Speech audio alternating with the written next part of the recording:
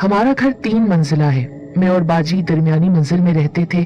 ऊपर का हिस्सा खाली पड़ा रहता था या मेहमानों के काम आता था। गर्मियों में बाजी और मैं सोने ऊपर चले गए।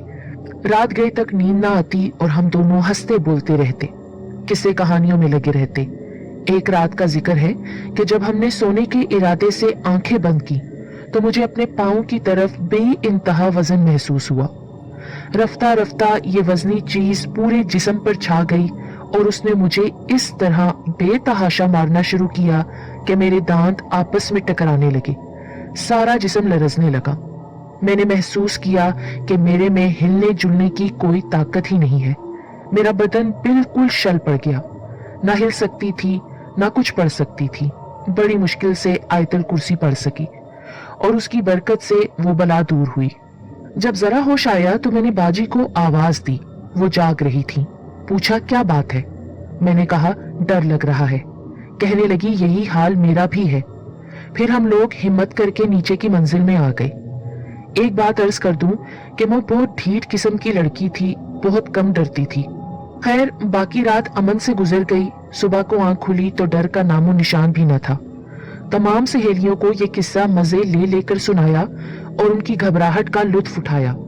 अलबत्ता दूसरी रात उस जगह सोने पर मैं तैयार न थी, क्योंकि कल रात इतनी गैबी मार खाई थी कि उसका तसव्वुर भी तकलीफ दे था।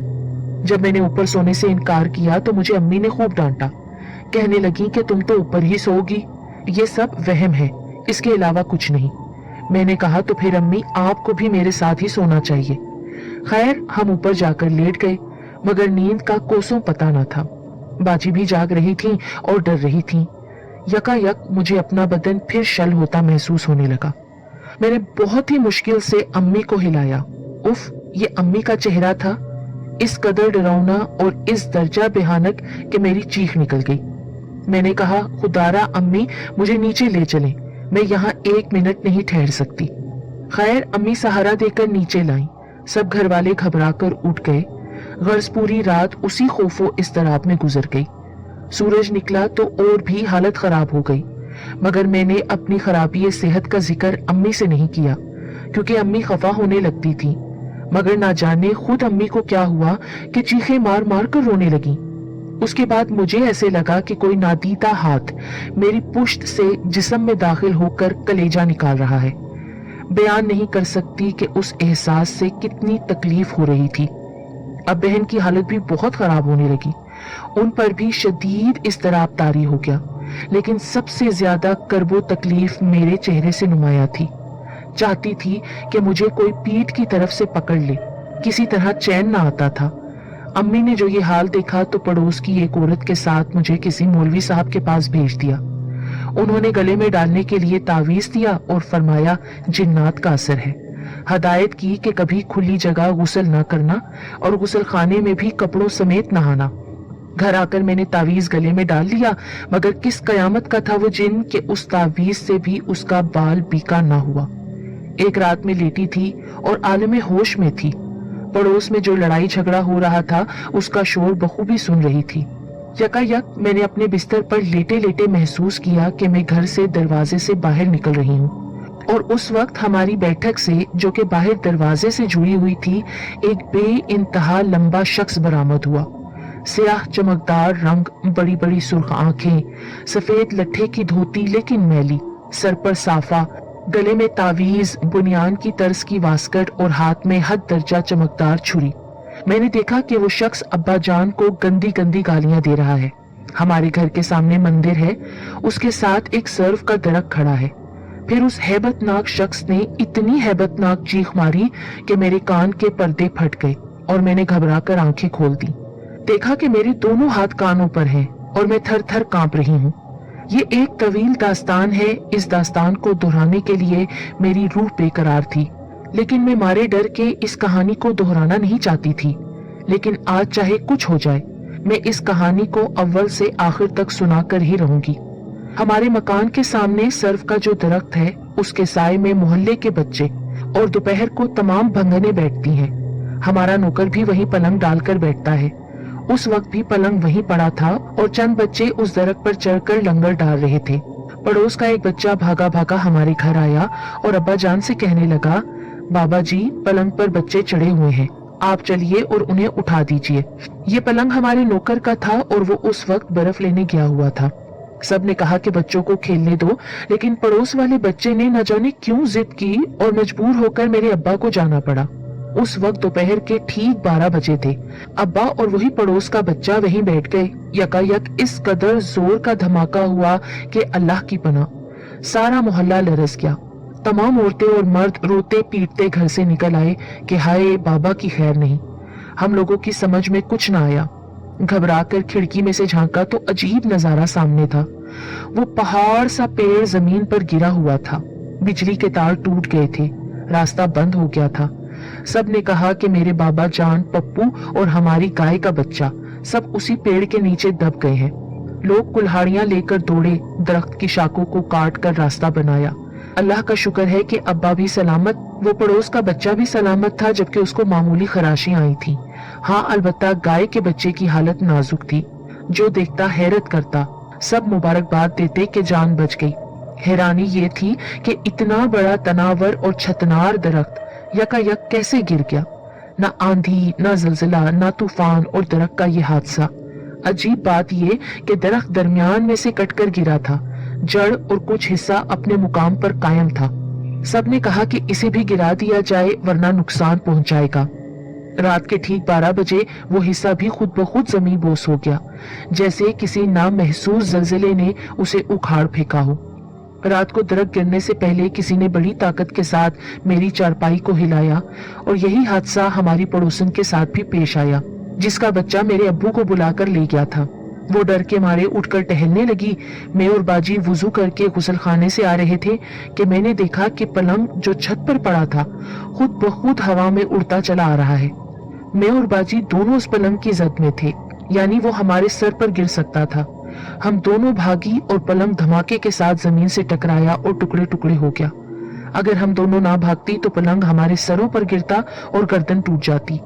अब हादसात का तवील सिलसिला शुरू हो गया। 2-4 रोज गुजरे थे कि बड़े भाई जिस टैक्सी में जा रहे थे वो गहरे खड्डे में गिर गई। उस खड्डे में पानी भरा हुआ था। भाईजान की जान तो अल्लाह ताला का शुक्र है बच गई, अलबत्ता चोटें सख्त आई थीं। छोटे भाई हादसे की खबर सुनकर कराची से आए तो ये तशवीशनाक खबर लाए कि मेरा स्कूटर उलट गया था और मैं सड़क के बजाय मैदान में जा गिरा था, इसलिए बच गया।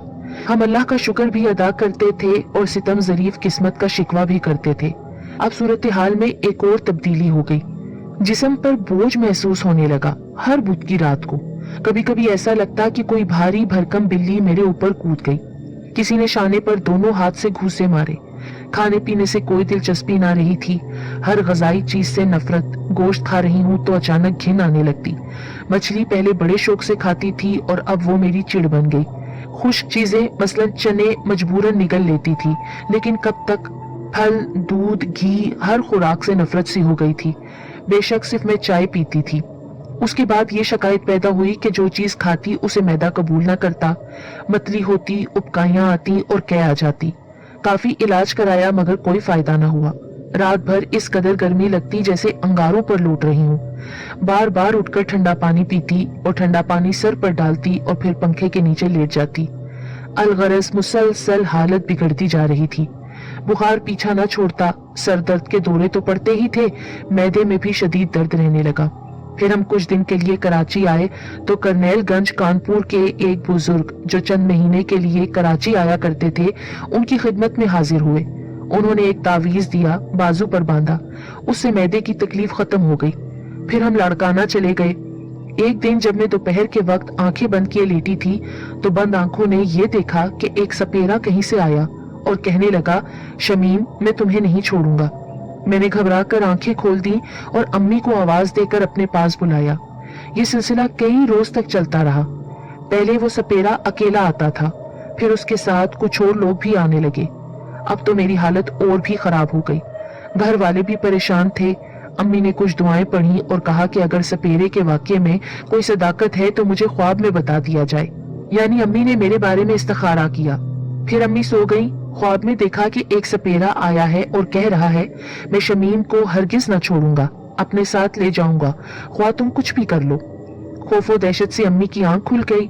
बड़े भाई लाहौर में थे, छोटे कराची में। उन्होंने छोटे भाई को कराची खत लिखकर तमाम सूरत हाल से आगाह किया। छोटे भाई ने चंद सफली आलमों से राब्ता किया। उन्होंने कहा कोई घबराने की बात नहीं है। फिर हमने हालात से समझौता कर लिया और राजी बरजा होकर बैठ गए। उसके बाद वो सपेरा तो कभी नजर नहीं आया, अलबत्ता खौफ की शिकायत बदस्तूर रही, यानी हर वक्त डर लगे जा रहा था। हमें अब तक किसी सफली अमल का गुमान न था, बल्कि खौफ व दहशत की इस कैफियत को नफ्सियाती मर्ज समझ रहे थे। जब लड़काना में हंगामे शुरू हुए तो हम लोग कराची मुंतकिल हो गए। यहाँ भी उन बलाओं ने पीछा न छोड़ा। सब लोग कहते कि मैं बीमार हूँ, क्योंकि चेहरे से ही लगता था, लेकिन डॉक्टर कहते थे कि मुझे कोई बीमारी नहीं है, सिर्फ वहम है। कभी मैं महफिलों की जान थी, निहायत जिंदा दिल, खुश मजाक। मेरी सहेलियां समझती थीं कि मैं बेहद मुतमईन जिंदगी बसर कर रही हूँ, लेकिन उन्हें क्या मालूम कि मुझ पर अब क्या गुजर रही है। सलीका मंदी और सफाई में हम दोनों बहनों की मिसाल दी जाया करती थी कि आपकी लड़कियां वाकई हर लिहाज से काबिले कदर हैं, लेकिन अब ये काबिले कदर लड़कियां तस्वीरें इबरत बनकर रह गई थीं। हाँ, तो जब कराची आने के बाद हालात और बिगड़ने लगे तो लोगों ने मशवरा दिया कि 3 हट्टी पर नूरानी शाह का मिजार है, शमीम को वहां ले जाओ, नियाज दिलाओ, उनसे रूहानी इमदाद तलब करो, वो बिशारत देते हैं और सब कुछ जाहिर हो जाता है। मैंने इस मशवरे पर कोई तवज्जो न दी।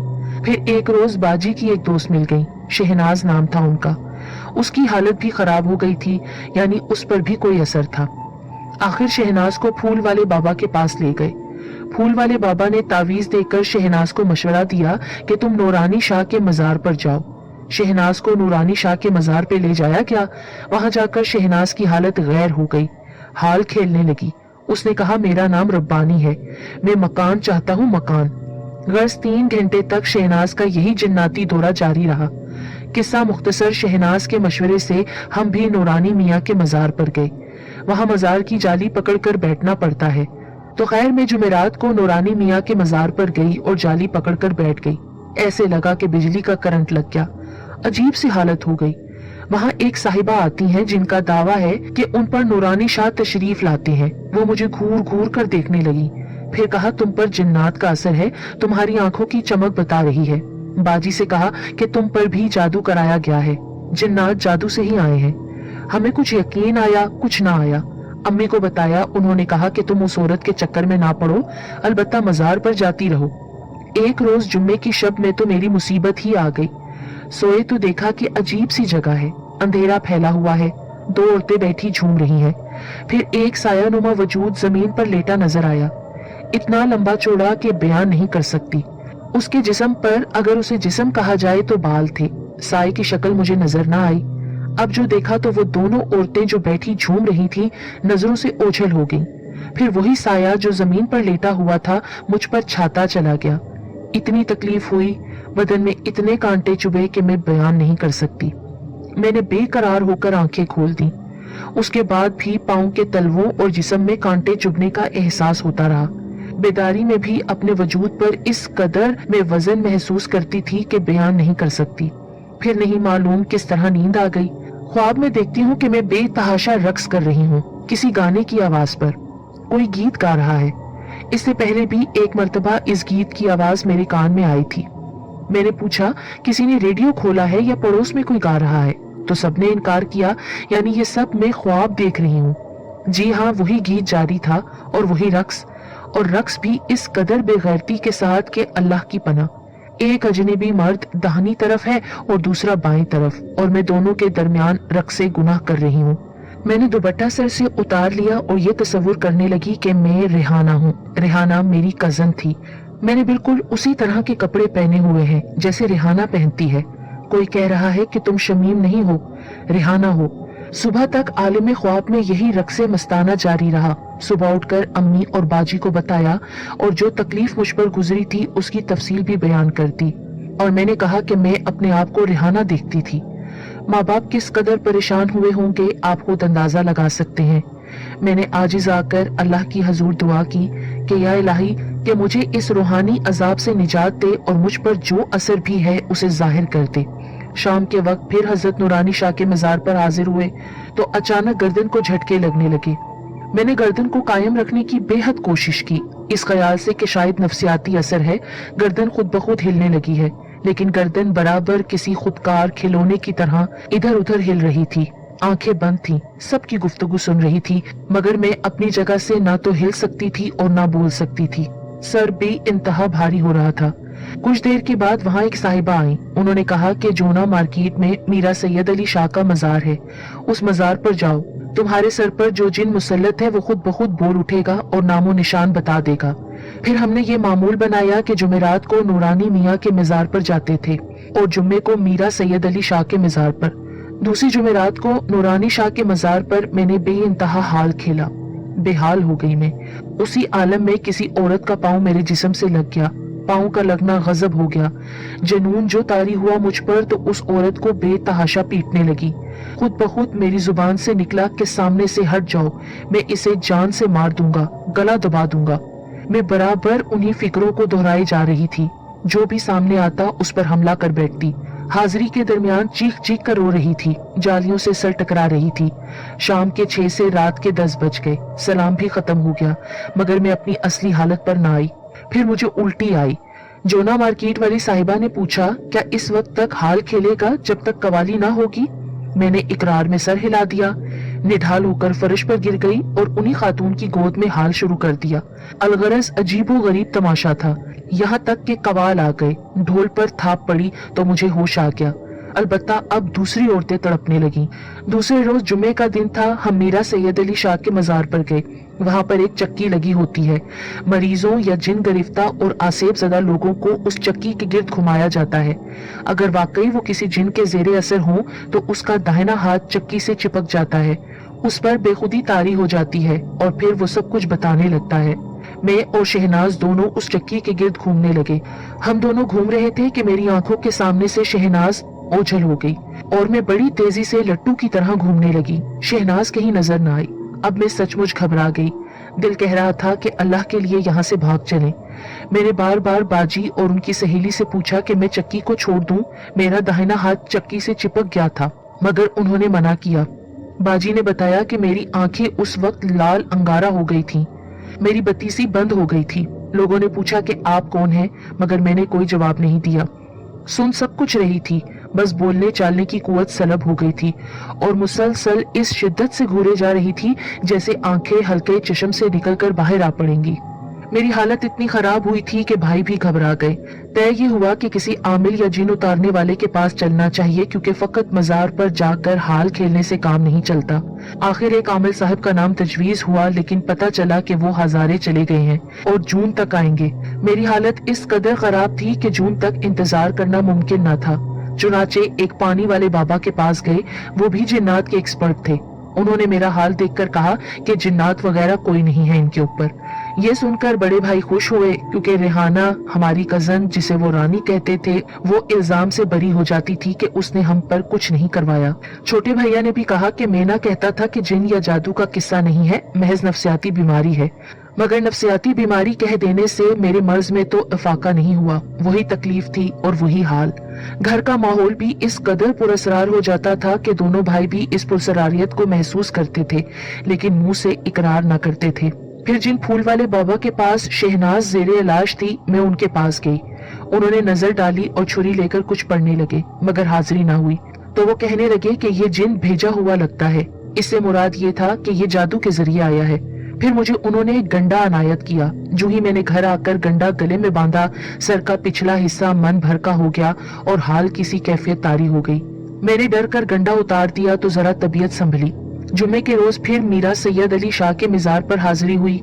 हाथ फौरन चक्की से चिपक गया और मैं पहिए की तरह चक्की के गिर्द घूमने लगी। बार बार मैं कहती थी, हाय मैं मर गया।